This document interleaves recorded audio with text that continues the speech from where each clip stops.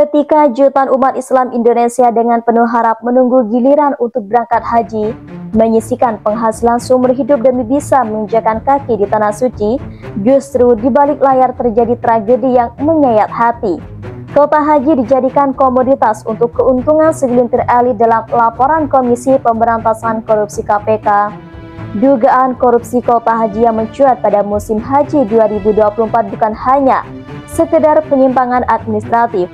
Ini adalah pengkhianatan terhadap ibadah suci dan pelecehan terhadap jutaan rakyat kecil yang sabar antri hingga puluhan tahun.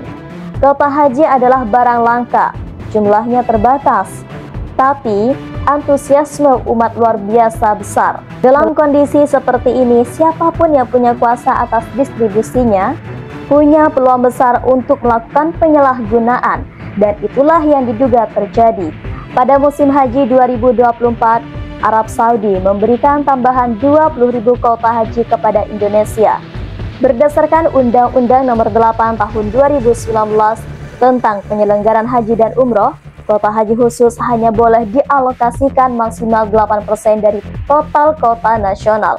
Namun, Kementerian Agama malah membagi kuota tambahan ini secara sepihak, yaitu 10.000 untuk haji reguler dan 10.000 untuk haji khusus. Yang menjadi persoalan nih, kuota haji khusus ini tidak diberikan secara gratis kepada jemaah, tetapi dijual oleh travel-travel tertentu dengan harga tinggi.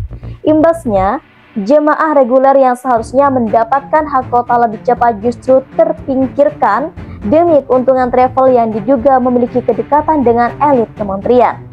Namun, nama mantan Menteri Agama Yakut Khalil Qomas pun ikut disorot dalam pusaran ini.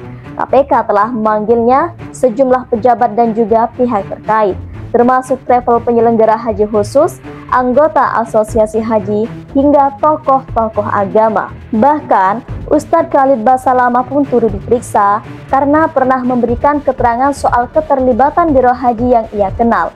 Namun hingga kini tidak ada satupun klarifikasi langsung dari Yakut yang menanggapi substansi dugaan penyalahgunaan tersebut.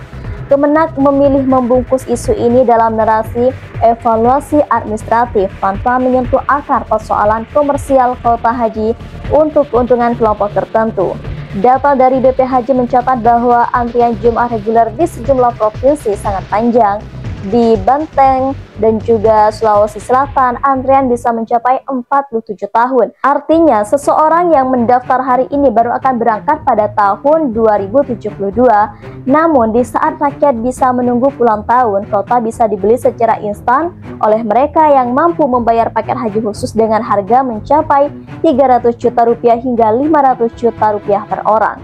Pihak KPK telah memeriksa sejumlah pejabat dan juga penyelenggara Biro Perjalanan Haji, bahkan beberapa travel terindikasi menerima jatah kuota dari kementerian tanpa mekanisme yang transparan.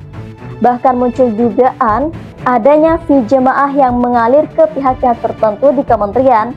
Namun hingga kini penyelidikan KPK masih berada pada tahap awal. Publik khawatir kasus ini akan bernasib sama seperti skandal-skandal haji sebelumnya, menguap di tengah jalan tanpa kejelasan karena menyentuh kepentingan politik yang terlalu besar. Bahkan Presiden Joko Widodo yang masih memiliki pengaruh besar di pemerintahan tersebut belum mengeluarkan satupun pernyataan publik terkait dengan skandal kuota haji ini. Padahal dugaan ini terjadi pada masa akhir kekuasaannya.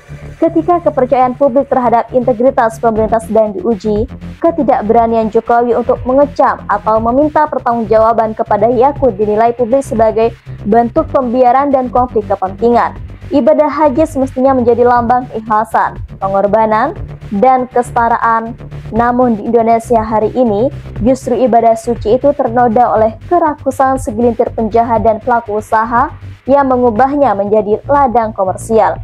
Ketika birokrat lebih sibuk memperjualbelikan hak umat dan pemimpin negara bungkam terhadap penyimpangan, maka yang terjadi bukan hanya pengkhianatan terhadap rakyat, tetapi juga terhadap Tuhan.